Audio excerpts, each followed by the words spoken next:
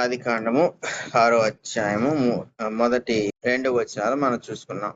So నరులకు కుమార్తెలు పుట్టడం, దేవుని నరుల కుమార్తెలను వాళ్ళు చక్కగా ఉన్నారని చూసి వాళ్ళకి నచ్చిన వాళ్ళని ఆ స్త్రీల్లోంచి వివాహం చేసుకోవడం జరిగింది. సో ఇలా వివాహం చేసుకోవడం వల్ల ఏంటి నష్టం?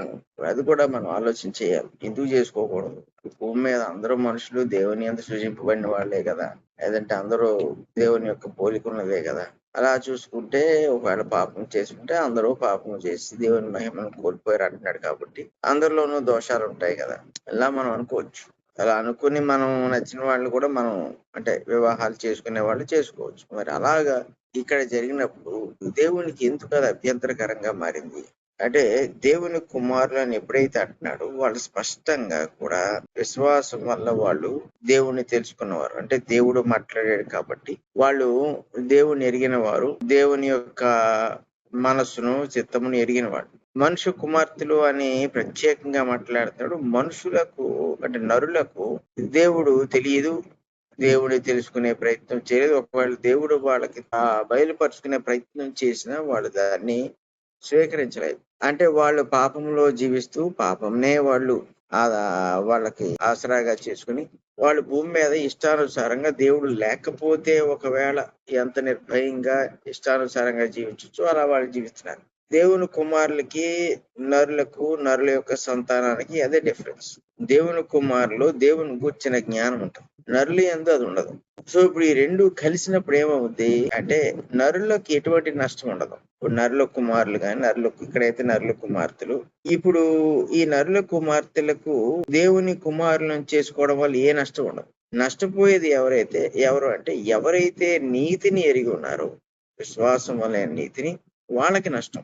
ఎందుకు అంటే నరుల కుమార్తెలను వీడు చేసుకున్నప్పుడు దేవుని నీతి పరిధిని విడిచిపెట్టి బయటకు వెళ్ళాలి. ఎందుకంటే నరులకు ఒక నియమము కానీ నిబంధన కానీ లేనప్పుడు పాపం విషయంలో వాళ్ళు జాగ్రత్త పడవలసిన అవసరం కానీ భయపడవలసిన అవసరం కానీ లేనప్పుడు వాళ్ళకి పరిమితి లేని జీవితం ఉంటది వాళ్ళ దగ్గర. ఇప్పుడు ఆ పరిమితి లేని జీవితంలోకి దేవుని కుమారులు అడుగు పెడుతున్నప్పుడు ఏం చేస్తున్నారంటే వీళ్ళ పరిమితిని వీళ్ళు విడిచిపెడుతున్నారు.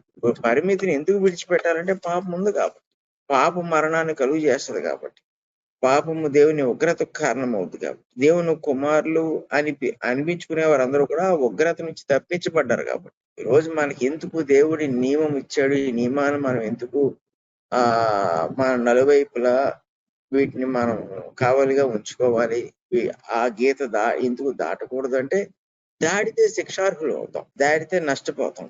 ఇప్పుడు పాపం చేస్తే ఏంటి అంటే మరి సృష్టికర్తకు విధేయులు అవ్వకపోతే పాపంలోకి పరిణామాలు ఉంటాయి. ఆఫ్టర్ ఆల్ మనం ఒక ఇతరుల పట్ల తప్పు చేస్తేనే వాడు ఊరుకోడు మనల్ని, ఆ తప్పుకి ఫలితాన్ని మన దగ్గర వసూలు చేస్తాడు. కాబట్టి భూమి మీద ప్రజలు జీవిస్తున్నప్పుడు కూడా తప్పుకి లేదంటే చట్టానికి విరుద్ధంగా ప్రవర్తించిన దానికి మనుషుల చేత శిక్షింపబడుతున్నప్పుడు ఆత్మలను కన్న తండ్రి ఆయన పరిశుద్ధత విషయంలో మనకి ఒక నియమాన్ని ఇచ్చినప్పుడు అది ఉల్లంఘిస్తే అది కూడా శిక్షకు కారణమవుతుంది.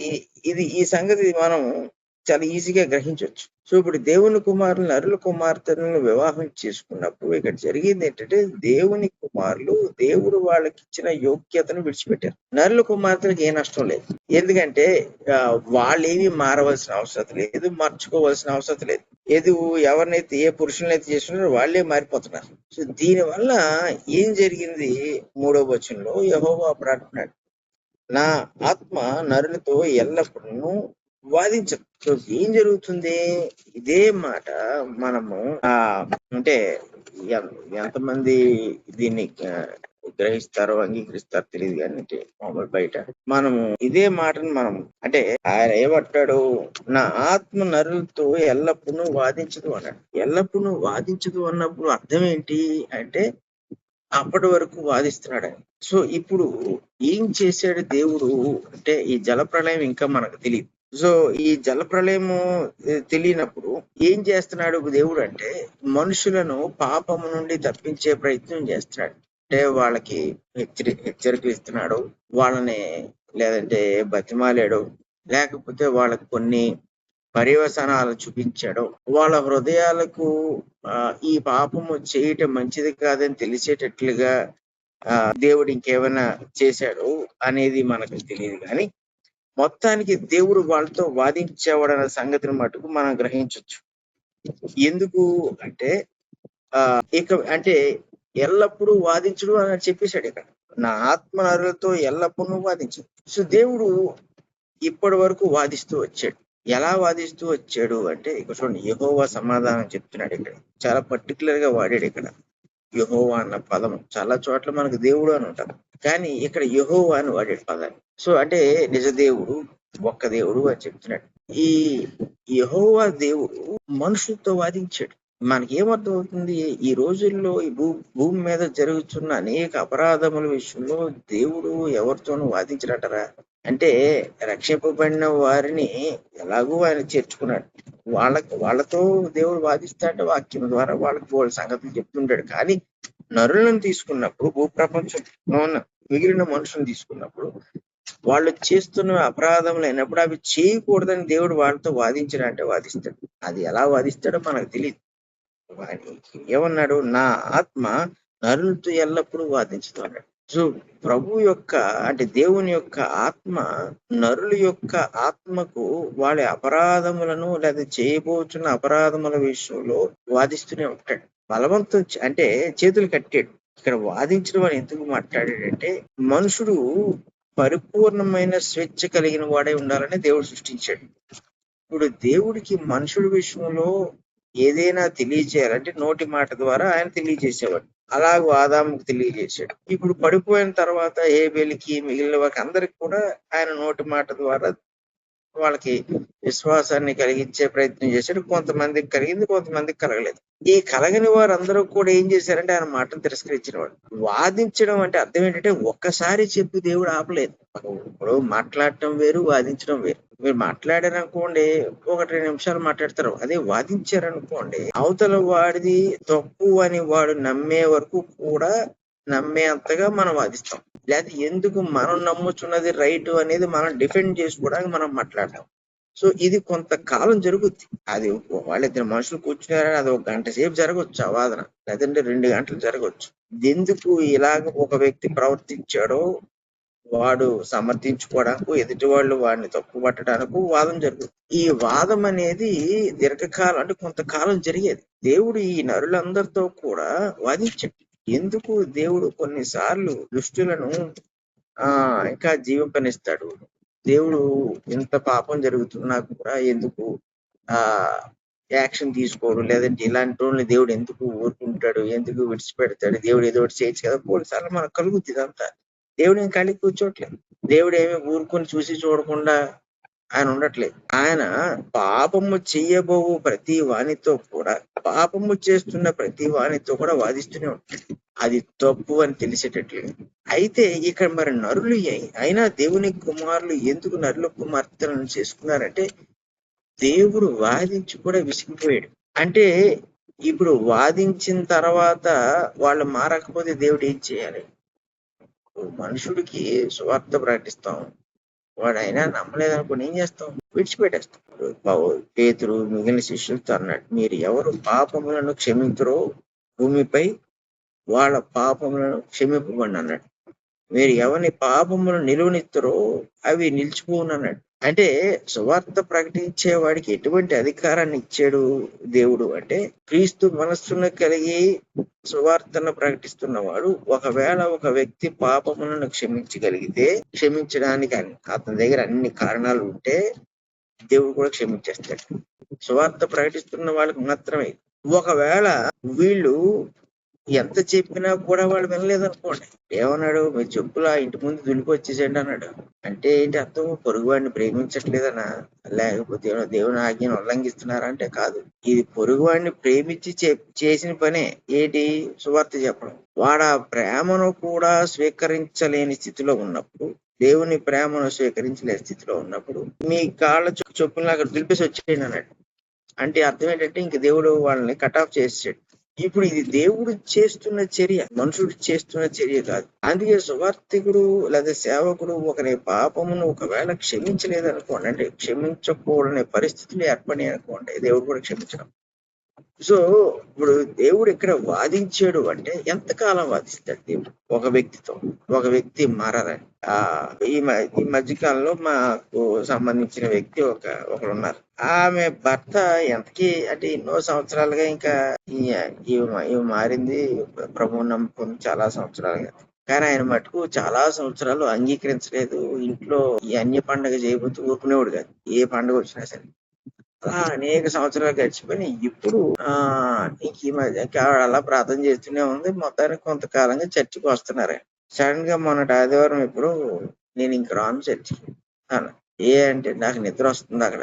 సరే, అయినా అక్కడ రావటం వల్ల నాకేం ఉపయోగం లేదు, నా మనసేం మారట్లేదు అని ఇంకా ఇతరుల మీద ఆయన నింద చూపడం మొదలు పెట్టారు. నింద చూపడం మొదలు పెడితే ఇంకా ఆవిడ ప్రార్థన చేసుకుని, ప్రభువా చూడండి, మనుషునికి ఇలా కనిపిస్తే దేవునికి ఎలా కనిపించాలో, ప్రభువా ఇంక నీ ఇష్టం, రక్షింపబడతారు, లేదంటే లేదు. అది ఆవిడ ప్రార్థన. ఏంటి 30 సంవత్సరాలు ప్రార్థన చేసిన తర్వాత ఎన్నోసార్లు చర్చకు వచ్చి మానేశాడు. ఒక్కొక్కసారి మనం ఎంత ప్రయత్నం చేసినా మన హృదయంలో ఉండే ఈ దేవుని ప్రేరణతో ఉన్న మన ఆత్మ కొన్నిసార్లు విరమించుకుంటుంది కొందరి విషయంలో. ఇది విరమించుకున్న తర్వాత నిజంగా ఒక్కొక్కసారి ఫ్రీ అయిపోతాం. సొంత భర్తే, సొంత బిడ్డలే అనుకున్నా కూడా కొన్నిసార్లు ఫ్రీ అయిపోతాం. అంటే ఎలా ఫ్రీ అయిపోతాం అంటే దేవునికి వదిలేస్తాం ఇంకంతే. ఇప్పుడు దాకా ఆ వ్యక్తి మారాలని మనం ఎంత ప్రయాసపడినా, ఎంత ప్రార్థిస్తాం, ఆ హృదయ కాఠిన్యము, పాపము చేత పట్టబడిన కాఠిన్యం చాలా భయంకరంగా ఉంటది. ఇప్పుడు ఇన్ని సంవత్సరాలు ప్రార్థన చేసిన ఆవిడ ఒక్కసారిగా అటువంటి ప్రార్థన చేశారంటే ఇప్పుడు దేవుడు వీళ్ళతో వాదించి చివరికి ఏ నిర్ణయం తీసుకున్నాడో, నా ఆత్మ వీళ్ళతో ఎల్లప్పుడూ వాదించదు అన్నాడు. చాలా బాధాకరం. ఇది ఏ వ్యక్తి జీవితంలో ఇది సంభవించినా ఆ వ్యక్తి నాశనానికి వెళ్ళడం తప్ప ఇక వేరే అవకాశం లేదు. దేవుడు కూడా. సో అంటే ఇది మనకి క్రైస్తవులుగా మనకి చాలా పెద్ద పాఠం ఇది. దేవుని యొక్క దీర్ఘశాంతాన్ని మనం అతిగా పరీక్షించుకోవడం. పైగా వాక్యం తెలిసిన వాళ్ళం, దేవుని ఎరిగిన వాళ్ళం, క్రీస్తు యొక్క శ్రమ అయితేనేంటి, ఆయన కార్చిన రక్తం ఏంటి, దాంట్లో మనం పాల్పంచుకున్నవాడు, ఇవన్నీ తెలిసిన వాళ్ళము మరింతగా మనం భక్తి చేయాలి. కానీ ఒకవేళ భక్తి చెయ్యని వాడు ఎవడైనా ఉంటే ప్రభువు ఎంతగా చెప్పినా కూడా వాళ్ళు వినని పక్షంలో దేవుడు నిర్ణయం తీసుకుంటాడు. అపోస్తులకు కూడా అదే చెప్పాడు, మీరు ఎవరి పాపములు నిర్వహిస్తున్నారో నిలిచిపోతానన్నాడు. ఇప్పుడు దేవుడు ఏం చేస్తున్నాడు, వీళ్ళ పాపాలను ఇక్కడ అధికారం 6వ అధ్యాయంలో నిలిచిపోయేటట్టు చేశాడు. ఇంక వాదించుకుంటే అర్థం ఏంటంటే వాళ్ళ పాపాలను వాళ్ళు వదిలేశాడు. మిమ్మల్ని ఎవడో చేయొద్దని చెప్పడం, ఇంకా నీకు నచ్చింది చేసుకోండి, నీకు ఎలా కావాలని చేసుకోండి, నేను ఇంకొక నిర్ణయం తీసుకుంటున్నాను. ఒకసారి ఆలోచించేయండి. మహోన్నతమైన చేతిలో, దేవుని చేతిలో పొరుట భయంకరం ఉంటాడు. ఎబ్రీ 10వ అధ్యాయంలో ఇది ఆ సిచ్యువేషన్ ఇదనమాట. ఆయన చేతిలో పడ్డామా ఇలాగా, దీనంత భయంకరమైన పరిస్థితికి ఎవరికి ఉండదు. ఏం జరుగుతుందో తెలియదు. ఆయన పూర్తిగా మాట్లాడడం మానేశాడు. అసలు పూర్తిగా ఈ ప్రజల పక్షంగా ఆలోచన చేయడం మానేశాడు, వాదించడమే మానేశాడు. ఆయన ఇన్నాళ్ళు ఎవరో ఏదో అడ్డుకున్నట్టు ఇది చేయొద్దంటే వాళ్ళకి వెటకారంగాను అలుసుగాను ఉండి మనం ఎవడాపుతాడు మనం అన్నట్టుగా చేసేవాళ్ళు. మనం నచ్చింది మనం చేస్తున్నాం. మనస్సాక్షిని గద్దించే శబ్దాన్ని కూడా వీళ్ళు కాదని వీళ్ళు బలవంతులుగా నిరూపించుకునేందుకు బలత్కారాలు చేస్తూ రకరకాల పాపాలు చేశారు. ఇప్పుడు మనస్సాక్షిని గద్దించే శబ్దమే వాళ్ళకి వినపట్టలేదు. అప్పుడు పరిస్థితి ఎలా ఉంటది? వాళ్ళు వాదించినాడు. మనకి ఈ పేతురు రాసిన పత్రికలో అది ఎన్నో అధ్యాయం నాకు గుర్తురాట్లేదు, కానీ ఒక్క నిమిషం చూసి చెప్తాను. 3వ అధ్యాయం 19వ వచనం నుంచి ఇక్కడ పేతురు పరిశుద్ధాత్మతో నిండిన వాడే రాస్తున్నాడు. ఇది మనకు బాగా సుపరిచితమైన వాక్యమే. ఏమన్నాడు చూడండి, దేవుని దీర్ఘశాంతము ఇంకా కనిపెట్టుచుండినప్పుడు పూర్వము నోహ దినముల్లో ఓడ సిద్ధపరచబడుచుండగా అవిధేయులైన వారి యొద్దకు, అనగా చెరలో ఉన్న ఆత్మల యొద్దకు ఆయన ఆత్మరూపిగానే వెళ్ళి వారికి ప్రకటించను. ఎవరికి ప్రకటించాడు? ఇప్పుడు ఎవరి విషయంలో అయితే దేవుడు వాదిస్తున్నాడో వాళ్ళకి ప్రకటించాడు. ఎవరు ప్రకటించారు అంటే క్రీస్తు ఆత్మ. సో ఇప్పుడు యేసుక్రీస్తు ప్రభు ఆ రోజు చూసారా, యెహోవా అంటే ఎవరు? యెహోవాలో ఎవరున్నారంటే క్రీస్తే. ఆ రోజుల్లో యెహోవా అయితే ఈ రోజుల్లో మన క్రీస్తు అంతే. ఇప్పుడు చెరలో పట్టబడిన ఆత్మలకు ఈయన ప్రకటించాడు. చెరలో పట్టబడిన ఆత్మ అంటే ఇప్పుడు ఇక్కడ మన వాక్యం చూసినాం. ఆ చెరలో ఉన్న ఆత్మలకు విధేయులైన వారి యొద్దకు వీళ్ళ యొద్దకు వెళ్ళి ప్రకటించాడంటే వీళ్ళు ఎవరి చెరలో ఉన్నారు? వాస్తవంగా చూసుకుంటే వీళ్ళు విచ్చలవిడిగా తిరుగుతున్నారు. వీళ్ళ చెరలో ఉండడం ఏంటి? కానీ పాపము యొక్క చెరలో ఉన్నారు, అపవాది యొక్క చెరలో ఉన్నారు. అలాంటి వాళ్ళకి దేవుడు ప్రకటించడండి. ఎందుకు? ఒకవేళ వాళ్ళు మారతారేమో. ఒక ఓడ సిద్ధపరచబడుచున్న దినాల్లో కూడా ప్రకటించాడు. అంటే ఇప్పుడు నా ఆత్మ ఎల్లప్పుడూ వాదించదు అన్నప్పుడు వాళ్ళకి ఎప్పటి వరకు టైం ఇచ్చాడు దేవుడు? ఎప్పటి వరకు వాళ్ళతో వాదించాడు అంటే నోహు ఓడ ఎక్కేంత వరకు వాళ్ళతో వాదించాడు. ఆ ఓడ కట్టేకి. ఇప్పుడు ఆ కాలంలో ఎవరు మాట్లాడారు వాస్తవంగా వీళ్ళతో అంటే యేసుక్రీస్తు ప్రభు. ఎలాగా? ఆత్మ రూపంలో మాట్లాడాడు. అందుకే నా ఆత్మ నరులతో ఎల్లప్పుడూ వాదిస్తాను. సో యెహోవా యందు తండ్రి కుమార పరిశుద్ధాత్మలు ఉండటం అనేది ఎంత వాస్తవం. వీళ్ళకి పాపము నుండి తప్పించుకుంటూ సువార్త ప్రకటింపడం కూడా అంతే వాస్తవం. ఈ రోజు అది జరగటం కూడా అంతే వాస్తవం. ఎందుకంటే యేసుక్రీస్తు ప్రభు కేవలం క్రైస్తవులకు మాత్రమే నిత్య జీవాన్ని ఇవ్వాలనే ఆలోచనతో ఉండడానికి సాధ్యమైతే నమ్ముచున్న ప్రతి వానికి కూడా ఆయన నిత్య జీవం ఇవ్వాలనుకుంటాడు. ఒకరికొరకు చనిపోయాడు, ఒకరికొరకు కాదు కదా.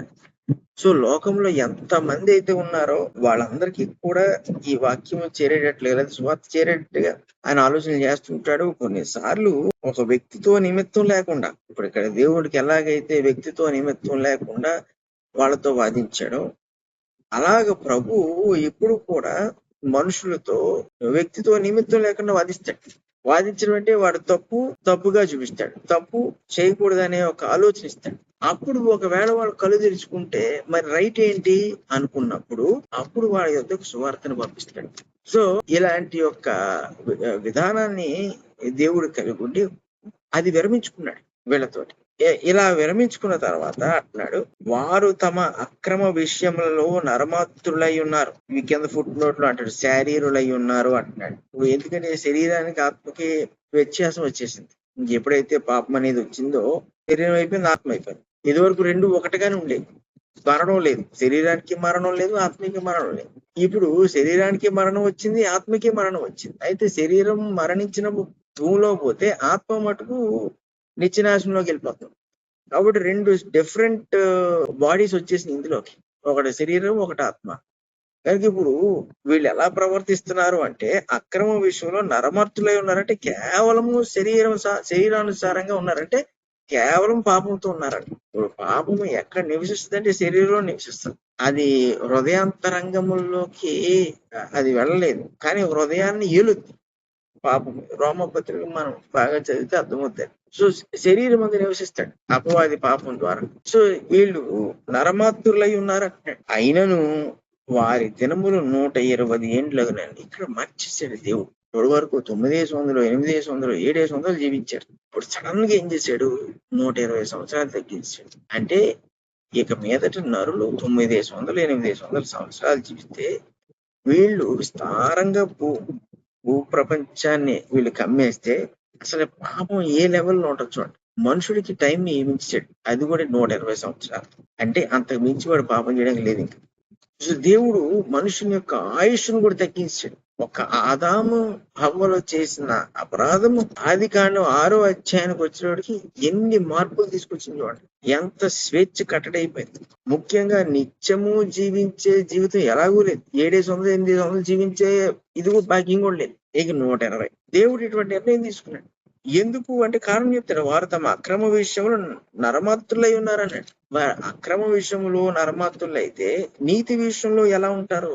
ఒకవేళ వీళ్ళే నీతిని చేస్తే దేవుని కుమారులు అనే ఉంటారు. అందుకే దేవుడు బాధ కలిగింది.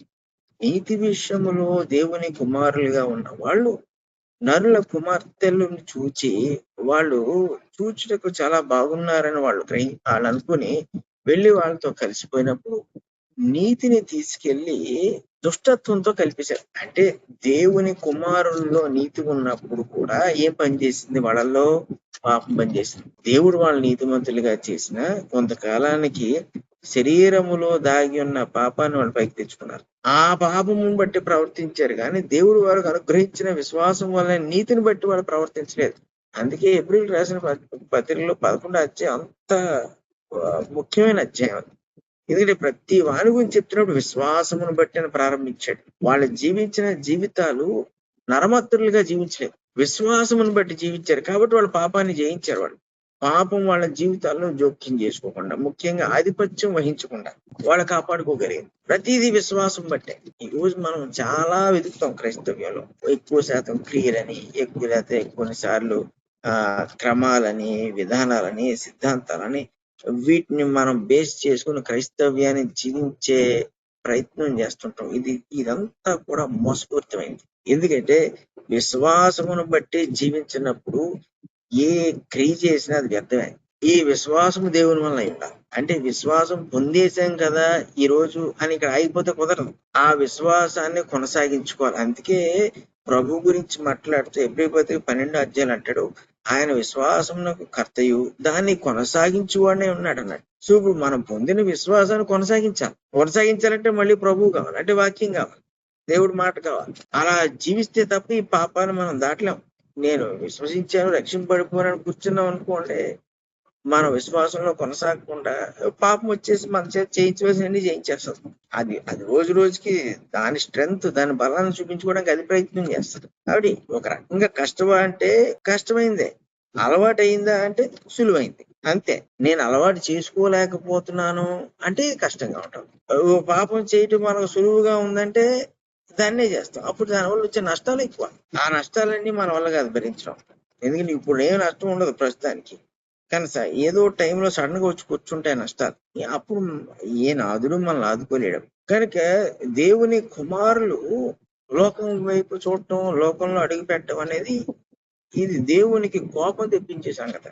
ఇప్పుడు ఈ కీర్తన మీరు చూడండి, ఇది ఇక్కడ నరుల గురించి మాట్లాడుతున్నాడు కదా, ఏమంటున్నాడు, వారు తమ అక్రమ విషయంలో నరమాత్తులై ఉన్నారు అన్నాడు. ఎవరు అక్రమ విషయంలో అంటే దేవుని కుమారులు కూడా వాళ్ళు అక్రమ విషయంలో నరుల్లా ప్రవర్తించడం మొదలు పెట్టారు. అంటే దేవుడు ఎక్కడ భేదాన్ని ఏర్పాటు చేశాడో ఆ భేదాన్ని తీసేసి మేము వాళ్ళు ఒకటే అంటున్నారు అనేటట్టుగా ప్రవర్తించారు. దీన్ని ఇంకా బాగా అర్థం చేసుకోవాలంటే ఈ 82వ కీర్తనలో అంటాడు చూడండి, ఇక్కడ 6వ వచనంలో అంటాడు, మీరు దైవములనియు మీరందరూ సర్వోన్నతిని కుమారులనియు నేనే సెలవిచ్చి ఉన్నాను అన్నాడు. ఇక్కడ దేవుని కుమారులు ఎవరంటే దైవములు.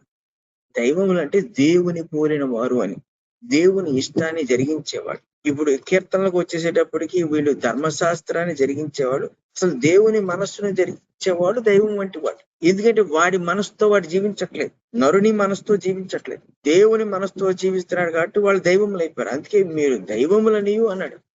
నేనే సెలవిచ్చాను కదా, మీరు దైవములని, సర్వోన్నత కుమారులని నేనే సెలవిచ్చి ఉన్నానంటే ఆయనే పరీక్ష చేసి, పరిశీలన చేసి వీళ్ళని విశ్వాసంలోకి నడిపించి, ఆ విశ్వాసం బట్టి వాళ్ళు నీతిమంతులుగా తీర్చి మీరు నా కుమారులు అన్నాడు. ఈరోజు ఎగ్జాక్ట్ మన విషయం కూడా అంతే.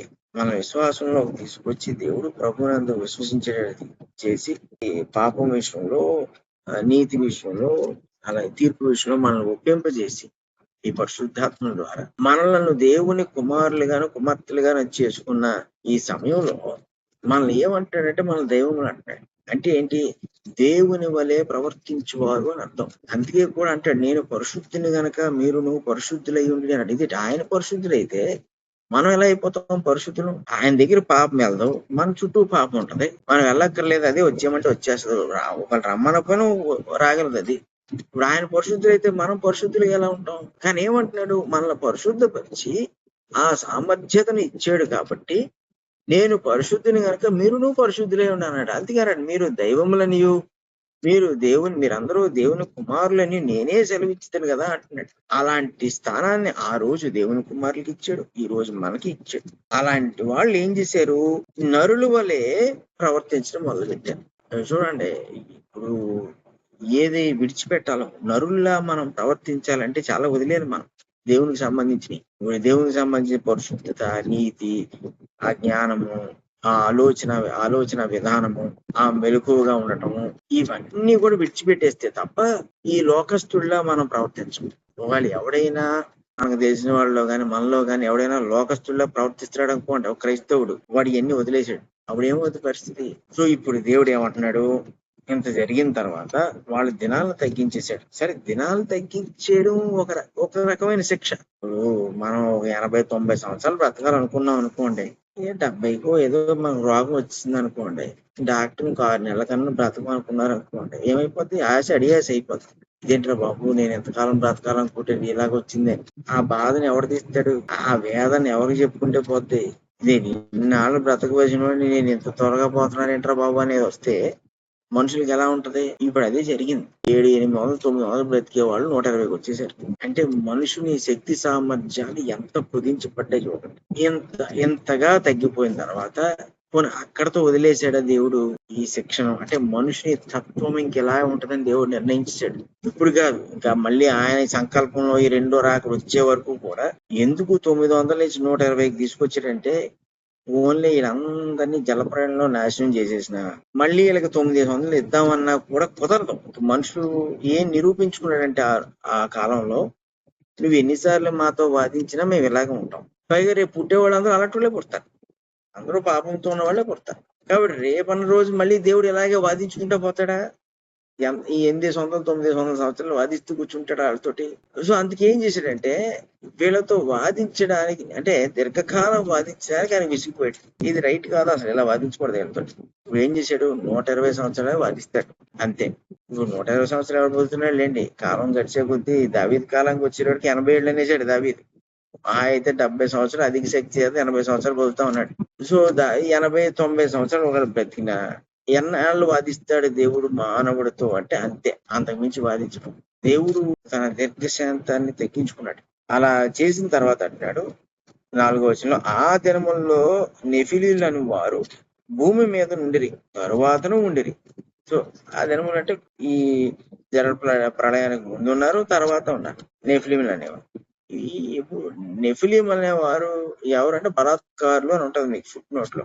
అంటే వీళ్ళు ఒక రకంగా సాధారణ మనుషుల కన్నా కూడా పొడుగులోను, బలంలోను, లేకపోతే ఛాతిలోను వీళ్ళు చాలా బలవంతులు అన్నమాట.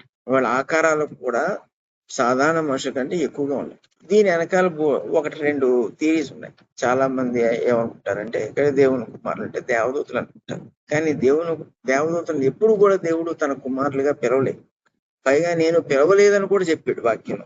ఎబ్రీ పత్రిక మీరు చదివితే 1 అధ్యాయంలో ఉంటది. దేవుడు ఎప్పుడు కూడా దేవదూతలను దేవుని కుమారులుగా పిలవలేదని కూడా చెప్పాడు. కాబట్టి ఇక్కడ దేవదూతల ప్రసక్తి లేదు అసలు. పైగా దేవదూతలకి పెళ్ళిళ్ళకి ఇవ్వకూడరు, పెళ్ళిళ్ళకి ఇచ్చుకోరని కూడా చెప్పేశాడు ఆయన మత్తయి వార్త, లూకాసు వార్తలో. ఎవరు ఈ సద్దుకీలు వచ్చి యేసు ప్రభువుని ప్రశ్నిస్తారు. ఒక స్త్రీకి వివాహం అయింది, భర్త చనిపోయాడు, ఆ భర్తకి ఒక తమ్ముడు ఉన్నాడు, వాడు చేసుకున్నాడు, వాడు చనిపోయాడు, అలా 7 అన్నదమ్ములు చేసుకున్నారు, 7 చనిపోయారు. పరలోకమందు ఈ స్త్రీకి 7 ఎవరు భర్త అయి ఉంటారని అడిగారు. అడిగినప్పుడు పరలోకంలో అసలు ఇలాంటి పరిస్థితి ఉండదు, అక్కడ పెళ్ళిళ్ళే ఉండవు, అందరూ దేవదూతల వల్లే ఉంటారన్నాడు. అంటే ఆ దేవదూతలకు ఆ సామర్థ్యత లేదు. కేవలం మనుషుడికి ఆయన కుమారులు కుమార్తెలు కావాలనుకున్నాడు, మనిషిని సృష్టించుకున్నాడు, ఆదాముని అవ్వగాని సృష్టించుకున్నాడు, వాళ్ళ ద్వారా కుటుంబాన్ని కలిగి ఉండాలనుకున్నాడు అంతే. ఈ దేవదూతలకు అసలు అవకాశం లేదండి. సో దేవుని కుమారుడు అనగానే ఎవరంటే మనం ఇందాక అనుకున్నాడు విశ్వాసం ద్వారా పిలువబడిన వాడు. ఇప్పుడు వీళ్ళు నరుల కుమార్తెలతో వివాహం చేసుకున్నప్పుడు ఆ దినముల్లో నెఫిలీలను వారు భూమి మీద నుండి అన్నప్పుడు దేవుని కుమారులు వాళ్ళని చేసుకోవడం వల్ల నెఫిలీలు పుట్టారని కాదు. ఆ రోజుల్ని ఈ మనుషులు శరీరమందు ఆసక్తి కలిగిన వారు, శరీరమందు అతిశయించేవాళ్ళు కాబట్టి వాళ్ళు వాళ్ళ శరీరాలను అధిక బలము కలిగిన వారిగా వాళ్ళు మార్చుకునేవారు. అంటే ఎలా మార్చుకునేవారు? ఇప్పుడు చూడండి, మనం సాధారణ మనుషులు కానీ మీరు ఈ జిమ్లకి అట్లకి వెళ్ళారు అనుకోండి, లేకపోతే ఈ బాక్సింగ్ చేసేవాళ్ళు, కుస్తీ పట్టేవాళ్ళు మీరు చూసారు అనుకోండి, పంజాబ్ వెళ్ళారనుకో ఒక్కొక్కరు 6 అడుగుల పైన ఉంటారు. వాడు కుడి చేతికి సరిపోం మన చెప్పరాదు అంత తిరిగిపోయి ఉంటారండి. మీరు అలాగే ఆఫ్రికా దేశం వెళ్ళారనుకోండి, వాళ్ళు ఇంకా బలిష్ఠులు, కండలు తిరిగిపోయి ఉంటారు. అలా చైనా వెళ్ళారు అనుకోండి 5 అడుగుల కంటే ఎక్కువ ఉంటారు. సో సాధారణంగా జీవించే వాళ్ళందరూ కూడా ఈ శరీరము పట్ల గొప్ప ఆసక్తితో జీవించరు. కానీ ప్రత్యేకంగా శరీరాన్ని ఆశ్రయించి శరీరాన్ని పోషించి శరీరమందు మాత్రమే ఆసక్తి కలిగిన వాళ్ళు, శరీరమందు అతిశయించే వాళ్ళందరూ కూడా వాళ్ళ శరీర సామర్థ్యతను పెంచుకుంటారు. వాళ్ళు బహు బలం కలిగి ఉంటారు కాబట్టి బలాత్కారులు నెఫ్లీలు అన్నాడు. ఆ రోజుల్లో ఇలా అంటే ఏంటంటే పాపము చేయుటకు భయపడని వారు, సాధారణ మనుషుల కన్నా కూడా బలమైన వాళ్ళు, శక్తిమంతులు అని చెప్పడానికి నెఫ్లీలు అన్నాడు. నెఫ్లీలు అంటే ఏంటంటే అంటే ఎలాగా బలిష్ఠులు అని అర్థం. సో ఆ రోజుల్లో నెఫ్లీలు ఉండేవారు. నెఫ్లీలు ఉన్నప్పుడు వారు భూమి మీద ఉంటారు, తరువాత ఉంటారు. దేవుని కుమారులు నరుల కుమార్తెలతో పోయినప్పుడు వారికి పిల్లలను కనరి పూర్వకాలం మందున పేరు పొందిన సూర్యుని వీరే. సో ఇప్పుడు దేవుని కుమారులు నరుల కుమార్తెలతో ఎప్పుడైతే వివాహం చేసుకున్నారో ఇప్పుడు వీళ్ళకి ఎలాంటి పిల్లలు పుట్టుంటారు? మనకి ఎజ్రా నెహెమ్యా చదివారు అనుకోండి, అక్కడ మీకు అర్థం ఇశ్రాయేలీలు అన్య స్త్రీలను పెళ్లి చేసుకుంటే ఎజ్రా నెహెమ్యా మొత్తం అంతా సరిచేయడానికి వచ్చినప్పుడు ఆ పిల్లల్లో ఒక్కడికి హెబ్రీ భాష రాదు, అన్య భాషే. ఎవడూ కూడా ఒక హెబ్రీ లాగా ప్రవర్తించట్లేదు, అన్యుల్లా ప్రవర్తిస్తున్నారు. ఇద్దరు కోపం వచ్చేసి మొత్తం ఈ అన్య స్త్రీలను ఆ పిల్లలను మొత్తం తరివేమని చెప్తే మొత్తం చుట్టుపట్టు పీకుతాడు అందరినీ ఎజ్రా. అప్పుడు వీళ్ళందరూ బుద్ధి తెచ్చుకుని అన్య స్త్రీలను వాళ్ళ పిల్లల్ని పంపేస్తారు. ఏమవుద్ది ఇక్కడ ఇలా జరిగినప్పుడు అంటే వీళ్ళల్లోంచి వచ్చిన వాళ్ళు ఎవరంటే సూర్యులు అన్నాడు. అంటే దేవుడు తన పిల్లలకు ఇచ్చిన శక్తి సామర్థ్యములను వీళ్ళు ఏం చేశారంటే కలుషితం చేసేసారు. అదే దేవుని కుమారుల్లో ఆ శక్తి ఉండిపోయి ఉంటే ఒకవేళ నరుల్లోకి సూర్యులు అనేవాళ్ళు వచ్చేవాళ్ళు కాదు, నరులు వేరే రకంగా ఉండేవారు. మీరు ఇశ్రాయేలీని తీసుకోండి, ఇశ్రాయేలీలు ఐగుప్తులో నుంచి వచ్చినప్పుడు ఎందుకు ప్రతి దేశాన్ని ఓడించేశారంటే దేవుడు వాళ్ళ పక్షంగా ఉన్నాడు. దేవుడు వీళ్ళని సూర్యులుగా ఎందుకు చేయలేదు? ఇశ్రాయేలీని కొన్ని వాళ్ళని దేవుని కుమారులని వాళ్ళ సూర్యులుగా చేసేయచ్చు కదా. అంటే వాళ్ళ కొంత బలం ఉంది, లేకుండా లేదు. ఇప్పుడు దావీదు యుద్ధంలో గొప్ప నైపుణ్యత కలిగిన వాడు. దావీదు కింద పనిచేసే అధికారులు అందరూ కూడా చాలా బలవంతులండి. వీళ్ళందరికీ ఎవరిచ్చారు ఈ బలాలంటే దేవుడు ఇచ్చాడు. దేవుడు ప్రత్యేకముగా ఎన్నుకొని వాళ్ళకు ఒక్కొక్కరికి ఒక్కొక్క స్థలాంత కింద ఇచ్చారు. అందుకే ఒక్కొక్కడు 1000 మంది చంపితే, ఒక్కొక్కడు 100 మంది చంపితే, ఒక్కొక్కడు 5000 మంది చంపేసేవాడు. ఎక్కడి నుంచి వస్తుందంటే ఆ టైంకి దేవుడు వాళ్ళ బలాన్ని రెట్టింపు చేసేవాడు. ఇప్పుడు ఇలాంటి వాళ్ళు వెళ్ళి ఈ అన్య స్త్రీలను వివాహం చేసుకున్నారు. ఏమవుతుంది అంటే దేవుడు అనుగ్రహించిన ఈ శక్తి సామర్థ్యాలు ఈ పుట్టబోయే పిల్లల్లో కొన్ని వస్తాయి. అది దేవుడు అలాగూ వేరు చేసేసాడు, దేవుని కుమారులు గాను నరులు గాను. ఇప్పుడు వీళ్ళు అపరాధం చేయటం వల్ల ఏమైందంటే వారికి పిల్లలు పుట్టారు, ఈ అన్య కుమార్తెలకు దేవుని కుమారులకు. పూర్వకాలం ముందు పేరు పొందిన సూర్యులు వీరే అంటే వీళ్ళు సూర్యులు అయిపోయారు. అంటే ఏమైంది? ఇప్పుడు సూరత్వం అనేది ఎవరి దగ్గర నుంచి వచ్చిందంటే దేవుని కుమారుల నుంచి వచ్చింది, కానీ అన్య కుమార్తెల నుంచి వాళ్ళు రాలేదు. అంటే అన్యుల్లో సూరత్వం లేదు. నెఫిలీలు లాంటి వాళ్ళు ఉన్నారంటే ఉన్నారు, నెఫిలీలు వేరు, సూరత్వం వేరు. మీరు 6 అడుగులు కండలు తిరిగిపోయి ఉండక్కర్లేదు గొప్ప సూర్యుడు అవటానికి. యుద్ధము చేయటానికి కావలసిన నైపుణ్యత ఉంటే చాలు, ఎంత బలవంతుడైనా పడగొట్టేస్తారు. ఇక్కడ ఎవరు సూర్యులు అంటే ఎవరు అంటే యుద్ధమును అద్భుతంగా చేయగలిగిన వాళ్ళు. ఇప్పుడు దావీది ఎంత సౌలు కన్నా పొట్టోడు, దావీది పెద్ద హైట్ ఏం కాదు, చిన్న స్ట్రక్చర్ దావీది. కానీ యుద్ధం చేసినప్పుడు దావీదికి శత్రువులు భయపడేవారు. ఎందుకంటే దావీది దగ్గర ఉన్న యుద్ధ నైపుణ్యత శత్రువుల దగ్గర ఉండేది కాదు. కాబట్టి నెఫిలీములు వేరు, సూర్యులు వేరు. ఇప్పుడు దేవుని కుమారులు సూర్యులు, వీళ్ళని అలాగూ దేవుడు పెంచి పోషించాడు. కానీ వీళ్ళు ఏం చేశారు? దీన్ని తీసుకెళ్లి అన్యులకి ఇచ్చారు కాబట్టి వీళ్ళ ద్వారా పుట్టిన వాళ్ళందరూ కూడా ఈ సూర్యులుగా పుట్టారు. ఇప్పుడు ఏమైపోయింది?